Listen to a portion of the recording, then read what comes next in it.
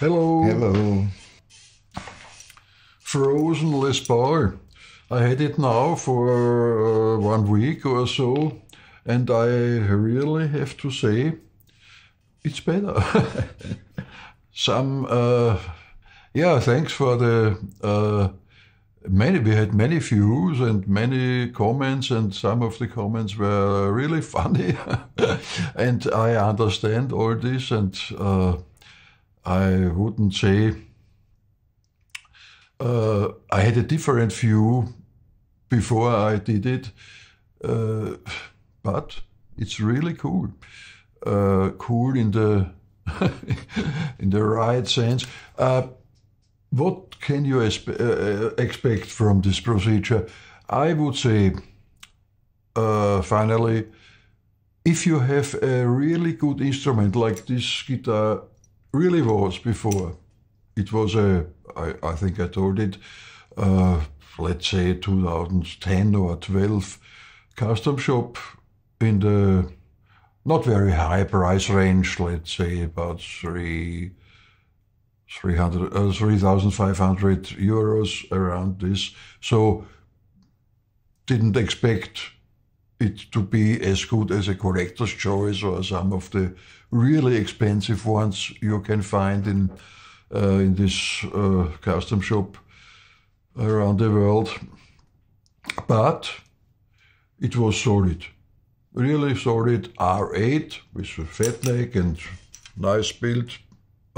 I changed everything before, the pickups, the hardware, and so I was quite satisfied, but I always had the feeling it's a little bit mid-range oriented, let's say, which is good for Les Paul, and with the vintage pickups and the 50s wiring, it was okay for real solid rock. But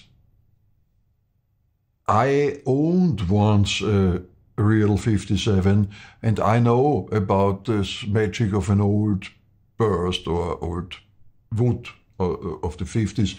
And even these newer models, like the collector's choice, the good ones, they are a little bit in this territory, which means more open, better clean tones, more dynamic, more even all over the fretboard. And that's what happened after this freezing, after this cryo tuning. I have really fun playing this Les Paul, more fun now playing this guitar.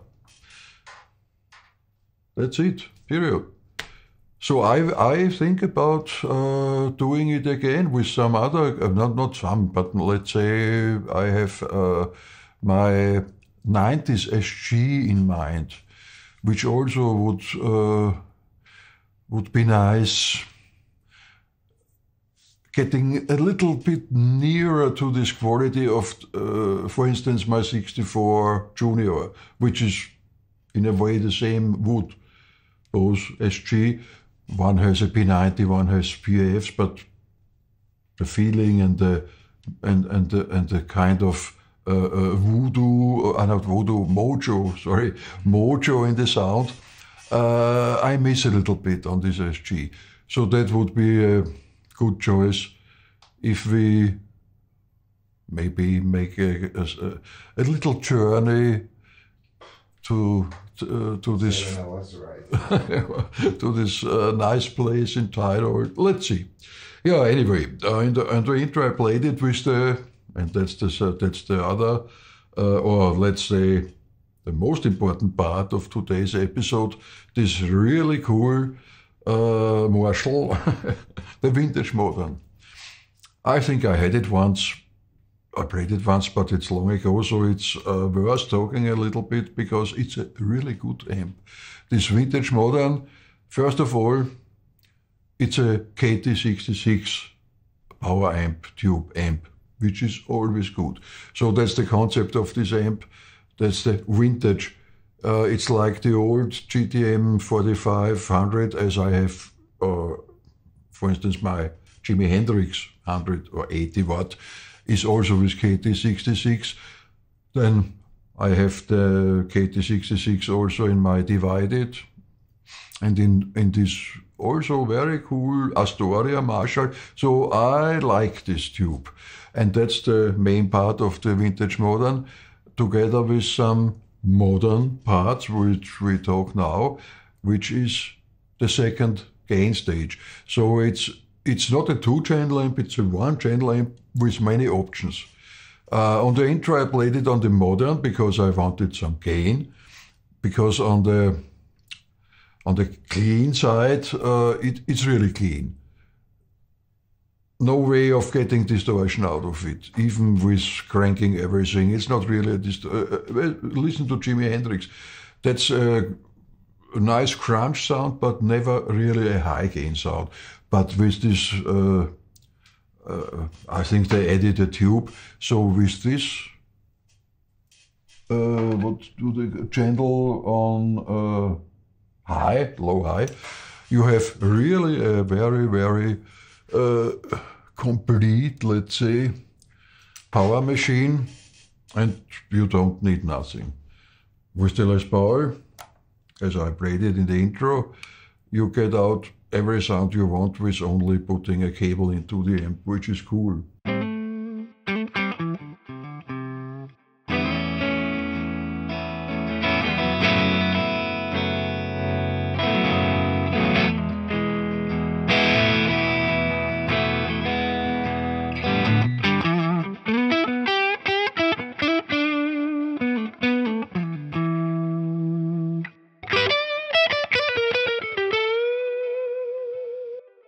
Really nice, clean sound, very nice, because KT66.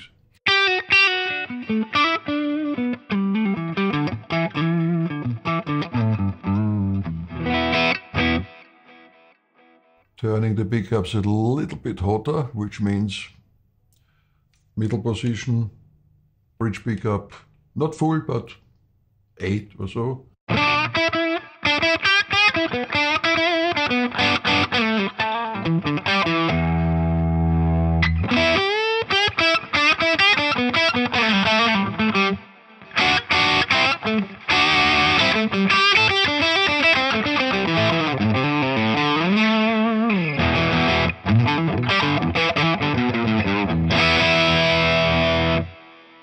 Full bridge pickup.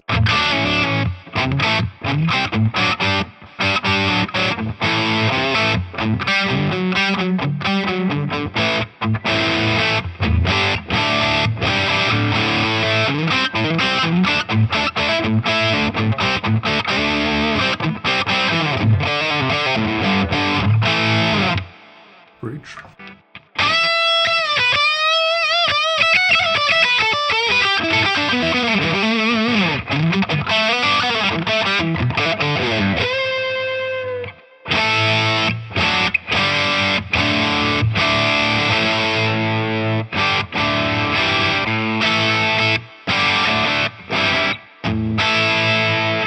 Cool. All you need. What did I... the knobs are, I would say, all around noon. It's a 50 watt, so I have the master quite loud, so 6. But it's also okay with lower levels. Then present 6, bass, treble, and mid 5.5. And the funny thing on this amp, you can adjust your preamp with, not with, as we know from the GCM 800, with 1 gain. You have 2 gain. One is called body, which means more the deep side.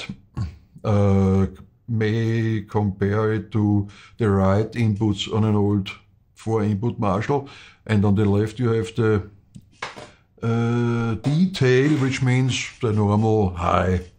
I have it now detail, let's say 3 o'clock, and body,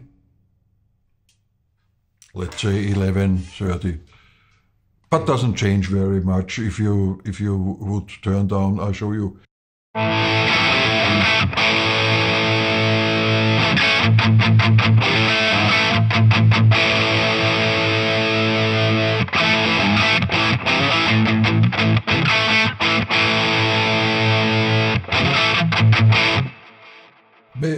let's say with a Strat, which I will show you later on, with a Strat it would be more hearable turning on the body. But that's it. Yeah, you have a mid boost, a quite heavy mid boost, which may be too much for the Les Paul.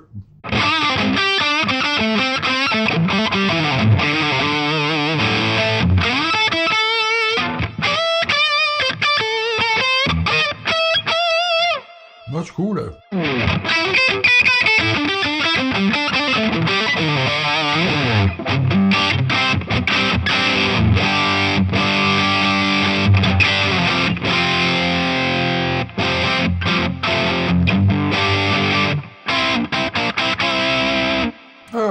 For the Les Paul, I think it's more, it's not scooped, but too much mid.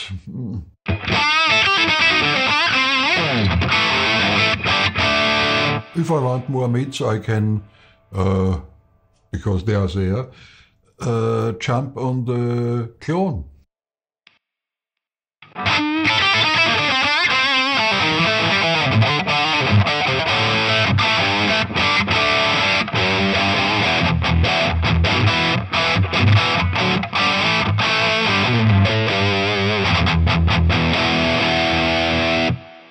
Or some other boost, what over here, the Yanray from Vermuren.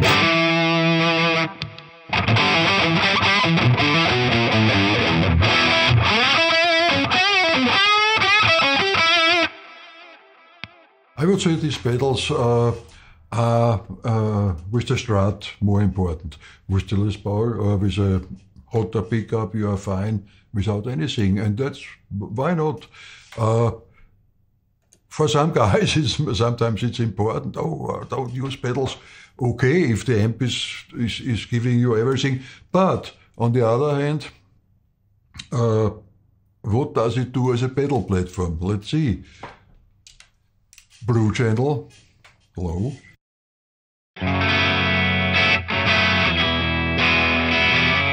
So you see, a little bit crunchy.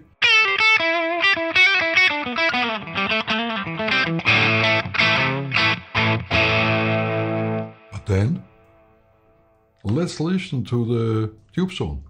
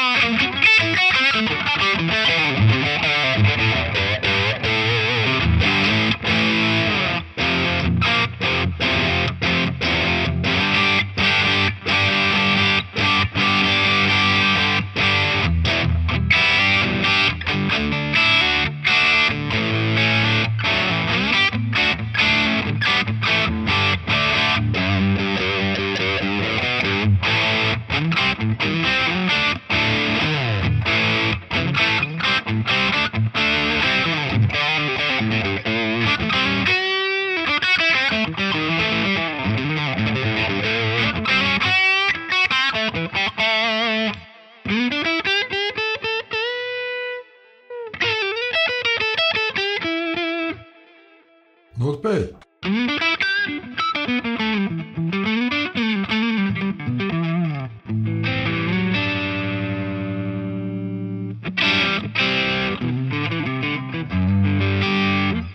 Let's try the Strat. Hello again with the Strat.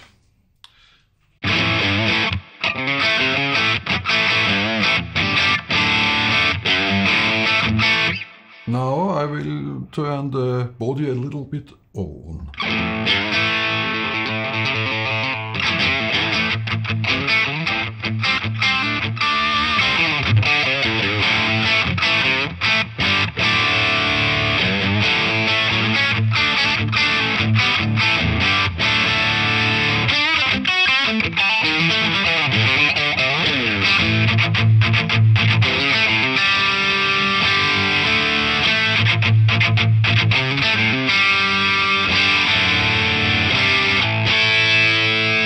Let's try the mid boost.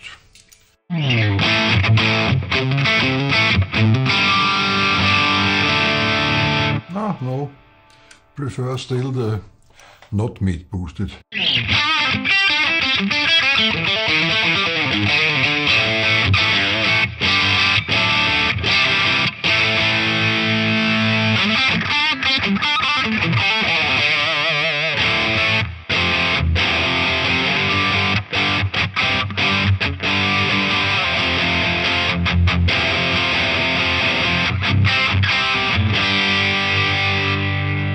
Harvester Bermuda.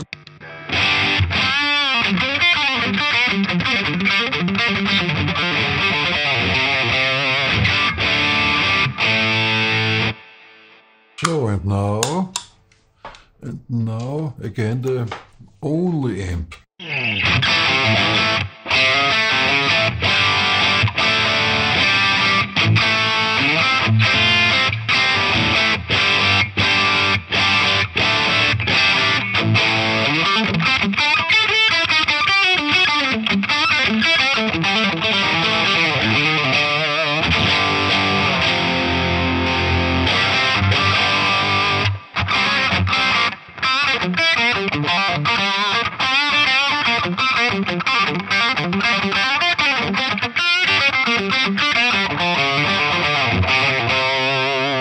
The clone knows.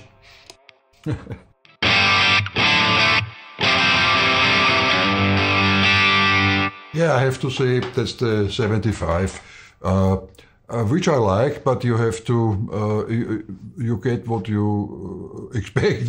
75 has really a little bit scooped, very aggressive sound, which is cool in the mix. But if it would be too bitey, you could change it with the normal setup. Let's say the greenback cabinet or some other speaker. But I like the 75 in a 4x12. So that's the Strat without anything. Let's boost it with some King of Tone.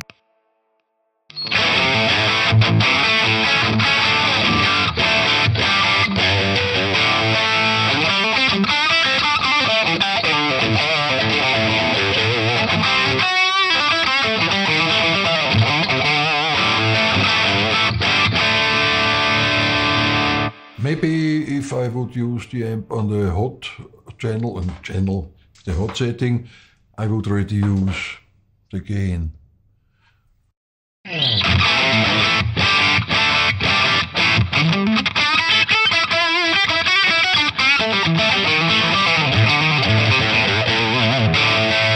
That's the good thing with the clean side of this amp. It's such a great pedal platform. So it's less volume now because of...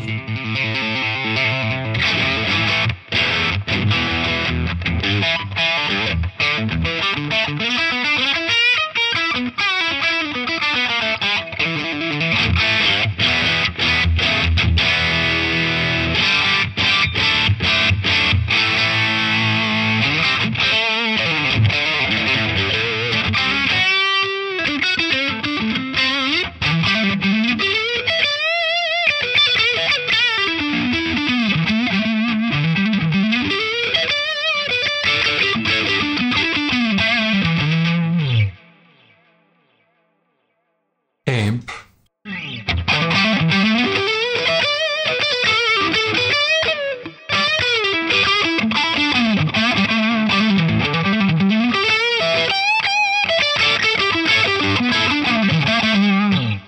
Cool. Let's try full gain. Gain on max.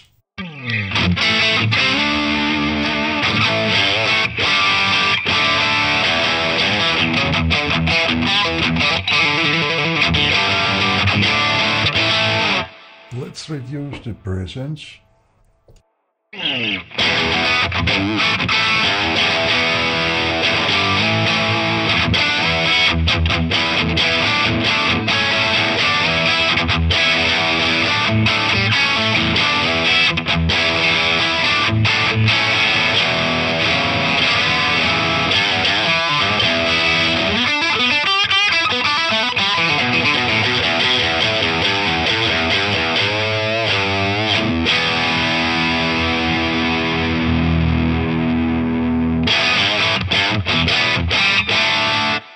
Great rock and roll tone, I would say.